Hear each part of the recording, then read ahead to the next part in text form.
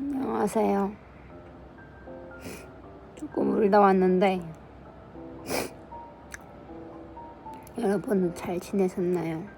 이렇게 직장 좋은 곳 다니고 뭐 그 좋은 곳이란 기준은 모르겠지만 그래도 최소한의 체계가 잡혀 있거나 뭐 복지라는 복지, 급여라는 급여, 뭐 사람이라면 사람, 아니면 기타 등등 자기가 각자 추구하는 그런 거에서 괜찮은 곳에 다니는 분들 부럽네. 그래서 공부를 잘해야 되나 봐요. 이렇게 유목민 마냥 적응하지 못하고 그만두고 왜 그런지 모르겠어. 그래서 정말 아닌 것 같은데도 좀 버텨보자 했는데 저만 나가는 게 아니고 정말 많은 사람들이 나간 곳, 그 전 회사지만 여기도 저를 너무 힘들게 하는 것 같아요. 회사 얘기를 하자고 해서 뭐 이게 회사에서 보고 저를 고소하면 뭐 고소하라고 하겠지만 저를 찾을 수 있을까요? 아무튼 제가 뭐 때문에 힘든지만 안 했잖아요. 밥이 너무 있어서 힘들다, 돈을 많이 줘서 어떻게 써야 될지 힘들다, 뭐 힘든 건 이유가 많으니까. 아무튼 힘든데 그 힘드니까 제 이 병도 더 도드라져 보이고 제가 일도 못하는 것 같고 공부도 못하고 뭐 하나 꾸준히 하기 그런 게 좀 요즘 많이 힘들더라고요. 물론 제가 안 한 탓이지만, 그리고 제가 그전 영상에서 제 신경 섬유 중 한우 중에 몇 퍼센트 ADHD 병일 확률이 있다 해서 검사를 했다고 했잖아요. 근데 그 당시에 수치가 뭐 낮게 나왔는데 오류가 이런 게 많이 나서 제가 많이 틀렸겠죠. 그래서 뭐 낮게 나온 수치고 문제가 있을 수도 있겠지만, 근데 지금 이걸 봐서는 땡땡씨의 그 우울감이 너무 심해서 낮게 나오는 것 같아요. 일단 ADHD는 아니야. 그것보다 일단 우울증 치료부터 하자라고 해서 했거든요. 물론 다니다가 좀 멀어서 안 갔거든요. 근데 최근에 그 전 회사 때문에 힘들기도 하고 사람이 싫고 다시 갔어요. 가서 ADHD 검사를 했는데 ADHD라 했어요. 와, 무슨 차일까요? 동네명 가면 뭐 이렇게 얼레벌레 주는 건지 아니면 저희가 실수를 한 건지 모르겠지만, 그래서 일단 ADHD 약을 먹고 있는데 처음에 16인가 12를 받았어요. 근데 이걸 먹어도 플라시보인지, 이걸 먹으면 효과가 있어 플라시보인지 아닌지 모르겠지만 큰 차이가 없었던 것 같아요. 근데 그 다음에 갔을 때 바로 처음에 18이었을 거예요. 왜냐면 2배니까 바로 36을 먹었는데 와, 이 심장이 계속 원래 아침에 먹거든요. 근데 그 심장이 두근거리고 불안하고 뭔가 당장 이렇게 뭔가 죽어버릴 것 같고 입맛도 떨어지고 막 그랬단 말이에요. 입마름도 심하고 심장 계속 뛰고. 근데 입맛 떨어져서 좋다, 살 빠진다 하지만 이게 약 효과가 12시간이야 그럴 거예요. 12시간 뒤면 제 식욕이 올라와서 전 차이가 없었다라는 점. 근데 그것보다 제가 심장 두근거리는 게 너무 무섭더라고요. 그냥 불안하고 초조하고 그랬어요. 다음에 갔을 때 바로 그 샴팅포드 아래인 27로 처방을 받고 먹고 있는데, 약간 그 커피 좀 많이 마셨을 때 약간 각성? 그 심장 두근거림이 있는, 확실히 오전에 졸림도 덜하고 오후에 식곤증도 없고 업무의 효율을 제가 뭐 캐치를 하는 건지 모르겠지만 나름 집중해서 하는 것 같아요. 효율적으로 하는지 모르겠지만 나름 집중도 잘 되는 것 같습니다. 그래서 효과는 좋은 것 같아서 이용하고 있습니다. 갑자기 왜 이 ADHD 얘기를 하는지 모르겠는데 아무튼 그렇네요. 네, 문득 그런 생각이 들어요. 사람들은 다 평범해 보인다? 내 자신의 아픔이 있는 과정에서 타인을 볼 때 행복해 보이고 내가 평범하고 싶으니까 다른 사람들도 평범하고 걱정 없어 보이고 아픔이 없어 보이잖아요. 물론 있겠죠. 근데 제가 좀 제 병이 뭐랄까 온몸에 퍼져 있고 하다 보니까 다른 사람도 이 몸을 가지고 가지고 나처럼까지 아니지만 그냥 그 전처럼 살 수 있을까 궁금했어요. 예를 들어 막 부자인 사람들이 사업을 망하거나 큰 돈을 잃었을 때 상실감 있잖아요. 그 상실감이 클지 아니면 원래부터 이렇게 저처럼 병이 있는 사람이 자라면서 그게 더 힘들지. 어차피 내 몸은 원래부터 이랬으니까 이렇게 생각하면서 사는 사람이랑 없다가 생겼을 사람이랑 누가 더 힘들지. 뭐 누가 더 힘들고 안 힘들다 따지자는 건 아니지만 제가 궁금한 건 그런 밝은 사고 긍정적인 사람도 이런 안 좋은 상황이나 생각지 못한 질병 이런 피부에 들어지거나 외적으로 바뀐 부분에 대해서 받아들이면서 그 전처럼 살 수 있을까 좀 궁금했어. 왜냐하면 지금은 뭐 제가 눈도 시력은 안 좋긴 하지만 그래도 렌즈 끼면 세상이 보이잖아요. 근데 저가 이게 하루아침에 시각장애인이 됐어요. 그러면 전 더 땅바닥으로 더 깊은 바닷속으로 떨어질 것 같거든요. 그렇게 저는 깊은 바닷속으로 갈 것 같아요. 제가 갑자기 눈 안 보이면 지금보다 더 삶을 안 살고 싶고 더 아무것도 안 하지 않을까 해요. 사람이 사는 것도 힘들고 죽는 것도 힘든데 왜 그런 걸까요? 요즘 많이 듣는 게 발음이 이상하다, 말귀를 못 알아듣는다, 목소리가 좀 자신감이 없다 이런 말을 좀 들어요. 물론 제가 이 말 하면 걔가 이러는 거 같네 저러는 거 같네 판단하실 수 있어요. 근데 그게 찾아보니까 어렸을 때 가정 환경에 영향이 있다고 하더라고요. 근데 좀 맞는 것 같아요. 엄마가 당연히 애기니까 행동이 어린데 니 그거 뭐 애 같은 거야. 누가 너보고 5살이냐 그랬어 7살이냐 그랬어 너보고 뭐 또라이라 그랬어 멍청이야 그랬어 똘추냐 그랬어 전응하라 그랬어 이런 식으로 누가 그랬어. 내 앞에서는 하지 않았는데 내 뒤에서 뭐 전해서 이랬어 이렇게 말하는 거잖아요. 전 안 들었는데 저 앞에서는 그런 행동을 낌새를 보여준 적 없는데 그래서 내 앞에서는 그런 느낌 없었는데 왜?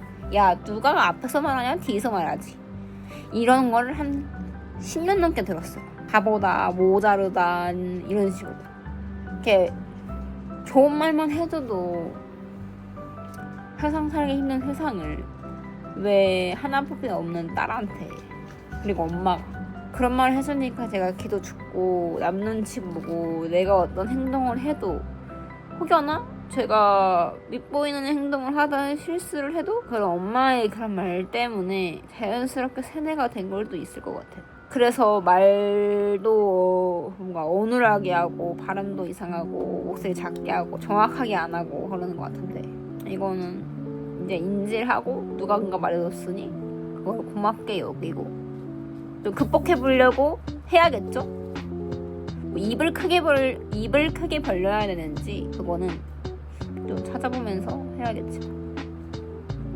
근데 이렇게 엄마가 싫었는데도 제가 엄마가 아팠을 때 간호를 했잖아요. 근데 그 간호했을 때조차 저보다 아빠의 밥을 챙기고 제가 그렇게 병원에서 간이 침대에서 힘들게 자다가 어쩌다가 본가에 가서 잤을 때도 제가 더위 찌들어서 에어컨을 켜고 자도 에어컨 그냥 꺼버리고 그깟 병간호가 뭐가 대수냐 네가 돈 벌어봐 내가 그깟 간호 내가 하지 이런 말을 해버리고 난 밥을 먹지도 않았는데 그날에 병원에 있다가 온 날이고 오자마자 햇밥만 먹고 바로 잠들었는데 밥을 처먹었으면 밥을 해야지 이런 식으로 해서 더 이상 내가 필요한 존재가 아니구나.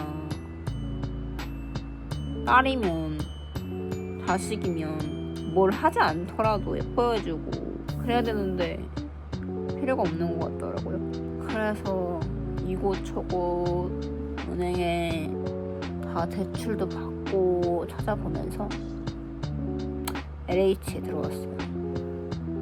좀 좁거든요. 그래도 전 숨이 튀더라고요. 거기에 있으나 여기에 있으나 돈은 똑같이 오래 나가는데 저를 안 챙겨주니까 너무 숨통이 튀었는데 계속 연락도 오고 등본 떼면 제 집 주소가 나오니까 집 근처도 찾아오고 니 뭐 남자랑 들어갔니 뭐 이러고 있거든요. 전 그때 출근하고 이미 일을 하고 있는 시간인데 그거 좀 구라고. 그러고 나서도 엄마가 왔었어요. 부럽다 뭐다 나도 여기 살고 싶다. 그래서 좀 짜증이 났는데 보태준 거 하나 없으니까 부럽다 이러다 해서 뭐지 보태준 거 하나 없는데 라고 생각했는데 말은 안 하지만 나한테 미안하나 이런 생각이 들더라고. 그래서 그때 좀 마음이 약해졌는데 다시 내가 힘들 때 연락하고 도와달라 했는데 무시하고 이제 그러고 있단 말이에요. 근데 내가 힘들 때 이렇게 연락해도 안 해주는 없는데 왜 내가 계속 기대하고 있지? 알면서 내가 아무리 힘들었을 때 한 번도 보답해주지 않았단 말이에요. 내가 병으로 힘들 때도 괜찮다고 했는데 괜찮다고도 안 해주고 그 레파토리 뭐냐 제 병에 대해서 병명도 뭔지 이해시켜주고 어떻게 극복해야 되거나 어떤 마음으로 살아가야 하는지도 안 해주고 뭐라고 때리고 그랬는데 왜 저는 기대하는지 모르겠어요. 그리고 이 얘기는 한 번도 한 적이 없는데 지금도 왕따가 있는지는 모르겠지만 그런 학교폭력 누구 때리고 모여서 그런 진짜 학교폭력 말고 약간 따돌림이라고 하죠. 제가 초등학교 때부터 친구가 물론 초등학교 때 저학년은 잘 기억이 안 나지만 1명, 2명 이렇게 한 명만 있었던 것 같고 전학을 왔을 때도 초반에 있었나? 아무튼 친구가 거의 없었던 것 같아요. 근데 없었고 물론 초등학교 때 아예 없진 않았고 몇 명은 친하게 지내고 지금도 이어와 있는 친구 몇 명 있어요. 초등학교 친구에서 지금까지. 근데 초등학교는 친구가 없었던 것 같다 이 정도만 기억을 하지만 중권인 게 중2였어요. 중1 때는 뭐 짱친이 있었나 기억은 안 나지만 그래도 같이 이게 무리지어서 있는 친구들이 있었단 말이에요. 근데 2학년 올라갈 때 저만 떨어졌어요. 다 같이 2-3명씩 붙었는데 반이 좀 많았거든요. 그 당시에는 학교가 인원이 한 500명, 600명 가까이 되는 학교여서. 근데 그 당시에도 한 어떤 2-3명 저도 다가오고 친구들도 다가와서 4명이 친했어요. 근데 그 당시에 친구랑 같이 짝하고 싶은 게 좀 크잖아요. 너랑 왜 나랑 안 해? 막 이런 거요. 근데 그때 동아리를 들었는데 그 친구가 다른 친구랑 한 거예요. 말 없이. 그때 아마 둘씩 할 수 있었나 밤마다. 그런데 저랑 안 하고 해서 서운한 거죠. 말이라도 해줬으면 모르겠는데 나도 서운해서 나 수학여행 때 너랑 안 앉아 막 이런 식으로 했어요. 그때부터였는지 모르겠는데 어쨌거나 앉아서 갔어요. 그 수학여행 날 같은 방을 쓰긴 했는데 지금은 뭐 똥 냄새가 나든 내가 똥을 싸도 자랑하잖아요. 똥 싸는 게 변비인 사람한테는 가장 큰 그거니까. 근데 그때는 똥 싸고 똥 냄새 나는 거에 되게 예민하고 그럴 때였어요. 화장실에 좀만 오래 있어도 똥 싸는 만에 얘 똥 싼다 막 이런 때였잖아요. 또 저도 그런 게 있었죠 그 나이. 그래서 똥 냄새 나는 게 싫어서 약간 똥이 마려웠는데 방귀인 줄 알고인가? 하여튼 그런 식으로 하고 했는데 똥이었나 봐요. 저는 그대로 그냥 올렸죠 옷을. 근데 그게 똥이어서 냄새가 계속 계속 났을 거예요. 근데 하필 그날이 둘째 날이었는지 셋째 날이었는지 해서 속옷이 없어서 그대로 입었던 것 같아요. 근데 그게 냄새가 나니까 그 수학여행 그 점호나 오태씨가 안에 앉았을 때 같이 이렇게 쭈르르 앉아 있어도 그 서로가 얘 똥 쌌네 뭐네 이런 식으로 똥 지렸네 이런 식으로 간 거예요. 제 잘못도 있죠. 근데 뭐 이게 동점은 아니지만 이게 시초였으니까 그 이후에 언제부터 피했는지 기억 안 나는데 그 이후에도 괜찮게 했던 것 같은데 어느 순간부터 피해서 제가 왕따가 됐죠. 아니 하여튼 그 무리에 떨궈졌어요. 그래서 되게 힘들었거든요. 수학여행 분별 이동 수업 때도 혼자 가고 음악 시간, 체육 시간도 혼자 가고 물론 제 문제도 있고 하겠지만 솔직히 그렇게 싸울만 하거나 얘를 떨굴 정도의 그런 트러블은 없었어요. 그때 뭐 나 너랑 안 앉아 이것도 금방 풀었고 같이 앉아서 갔고 올 때도 같이 왔고요. 그 외에 사람들도 저를 피하긴 하더라고요. 음악 시간에도 음악을 했는데 뭐 조별로 하는 건데 주말에 만났나 봐요. 저한테 연락 한 번도 안 해놓고서는 저희끼리 만나는데 해놓고서는 제가 조별 안 했다고 그 조별 평가한테 뭐 0점 점수 막 그런 거 해버리고 사실은 말 못했지만 지금이었으면 선생님한테 말했을 거예요. 만나자는 말 나한테 안 했다. 연락을 한 번이라도 했으면 가겠다. 물론 내가 먼저 나도 만날까요? 이런 말은 안 했지만 해주고 했어야 되는 거 아니냐. 적어도 서로 해야겠다 말이 오고 갔을 텐데 왜 이제 와서 이러는지 모르겠다. 내가 이 반에서 왕따인데 왕따여서 이런 거 하는 건 아닌 것 같지 않냐. 그래서 이것도 그냥 나이가 좀 들었으니까 할 수 있는 말이지. 어린애는 말 못해요. 그렇게 힘들어서 엄마한테 말했는데 엄마가 뭐라고 했냐면 모르는 척 해준다 했어. 뭐 엄마가 뭐 한다고 선생님한테 말한다고 달라지는 게 아니겠지만 그게 뭐냐고요. 친구 죽으면 끝나는 건데 물론 안 죽었지만 근데 그 담임쌤이 제가 애들이 못 어울리는 거 아는지 부른 적이 있어요. 뭐 짝꿍도 일부러 여자랑 해주고 이제 그 애가 저랑 쳐준 애가 그 동아리 저랑 다른 애랑 말없이 하고 그거 보고 정말 모르는구나 했어요. 내가 적응을 못하는 것도 있겠지만 그렇게 떨궈버리고 다 그런 분위기 조성하는데 누가 싶겠어요. 나이가 몇 살이지? 15? 14?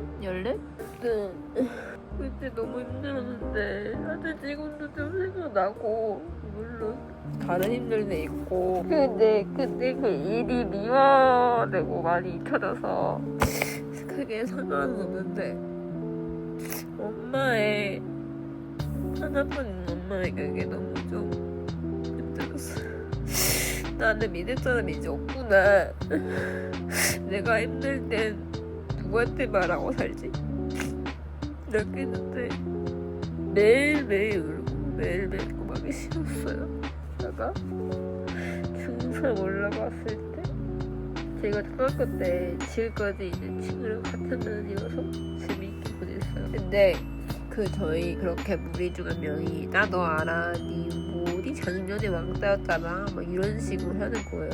시가 뭔데 아무튼 그렇게도 중3을 보내고 고등학교에 올라갔어요. 1학년 때도 그 초등학교 때가 쭉 이어온 친구랑 같은 반이어서 좀 잘 지냈는데 제가 제 입장에서 자기 좀 내 배려 안 하고 자기 마음대로 하는 것 같아서 좀 싫었어요. 그래서 걔랑 안 지내야겠다 싶었고 다른 친구도 있었고 같이 올라왔으니까 그 친구는 저랑 친했으니까 밥 먹을 친구도 전 없는 거예요. 왜냐면 일단 제가 올라오면서 걔랑 힘들어서 멀어진 걔는 원래 머리였던 애들이랑 먹었고 그 같이 올라온 친구는 다른 반 애들이랑 먹어서요. 아무튼 그때 이후로 2년 동안 또 밥을 누구한테 껴서 먹고 그랬던 것 같아요. 그렇게 돌아와도 막 돌아오면 친구는 있었어요. 그 점심시간만 없었던 것 같아요. 밥을 누구랑 먹는지 기억이 안 나네요. 그리고 고3 때도 친구가 있었지만 그 친구들은 다른 반 애들이랑 원래 기존에 먹던 애들이랑 먹더라고요. 그래서 먹다가 안 먹었던 것 같기도 해요. 근데 신기한 건 그 고3 때 애들이랑 쭉 연락하고 있긴 한데 내가 뭘 잘못했을까? 잘못했으니까 왕따였겠죠. 그래도 고등학교 1, 2, 3학년 때 지금까지 온 친구들이 있는데 제 문제가 좀 큰 것 같았어요. 성격의 문제겠죠. 다가가지 않거나 뭐 기타 등등. 근데 이 문제점을 해결하고 싶고도 한데 그 중2 당시에 엄마가 그랬으니까 누구한테 말을 못 하겠는 거예요. 그게 지금까지도 그래요. 이 성이 훨씬 넘었는데 그래서 사람들이 오해도 하고 숨기는 거 같고 그렇잖아요. 그게 너무 억울해요. 물론 상처받기 싫어서 나를 안 좋게 볼까봐 하는 것도 있는데 그렇게 안 좋은 말 들으면 엄마가 생각이 나니까 이런 말 안 듣고 싶은 것 같아요. 근데 피드백을 주고 안 좋게 얘기를 해도 다른 사람한테 욕 안 먹으면 좋겠으니까 그런 식으로 하는 것도 있잖아요. 엄마는 그런 느낌이 아니었잖아요. 차라리 그렇게 하면 안 돼 하거나 해야 되는데 들어요. 가장 부러운 게 가족이랑 행복하게 지내고 친하고 사랑받는 이게 사랑을 받지 못하니까 주는 게 어렵더라고요. 받아봐야 줄 줄 아는데 물론 노력을 하고 하는 것도 제 노력이지만 방법을 모르겠어요. 어떤 마음이어야 되는지 사랑이 대가성을 바라지 않고 해준다. 뭔가 그런 걸 넘어선 것 같아서 내가 어떻게 해야 사랑을 받고 사랑을 주는 사람이 될지. 근데 아까 뭐 친구가 없었다니 왕따 얘기했잖아요. 물론 지금도 연락하는 친구, 만나는 친구, 먹을 친구 있는데 이거 어디까지가 진심이고 나도 그럴까? 라는 생각을 해요. 뭔가 90% 진심이고 10%는 뭔가 다름도 느끼고 안 맞는 것까지 모르겠는데 이게 나도 얘도 서로 진심될 친구라고 생각할까? 이게 저조차 이런 가정사랑 마음이 들면 아픈 거잖아요. 그러면서 친구도 있고 싶어하고 존나 이기적이죠. 제가 문제인가 봐요 진짜. 그리고 제가 이 피부도 급하고 싶어서 유튜브를 시작했고 급박하고 싶어서 수영을 했는데 그렇게 용기 내는 와중에도 뭐라 할 사람은 뭐라 하고 평가할 사람은 평가하더라고요. 그냥 옷 입었는데도 보이는 피부에 있어서 말을 해요. 뭐 관리 좀 해라. 여자가 그게 뭐니. 로션 좀 발려라. 선크림 발라라. 그래요. 피부가 좋은 사람들은 선크림을 안 발라도 좋거든요. 근데 저는 목도 바르고 귀도 바르고 팔도 발라도 타요. 물론 이거는 이 지병과 상관없지만 이 피부에 있는 이런 점들이나 몸에 있는 점이 선크림이 안 발라서 생긴 게 아니잖아요. 그리고 잡티는 이 코 밑으로 안 나요. 그런 말 들을 때마다 사람은 직접적으로 얘기하지 다른 사람들도 하겠지 생각을 해요. 근데 뭐 속으로 생각하는 건 뭐 제가 그런 거 신경 쓰면 안 되겠지만 근데 확실히 이렇게 수영장 가도 들어가기 전에 씻으니까 보면 보긴 해요.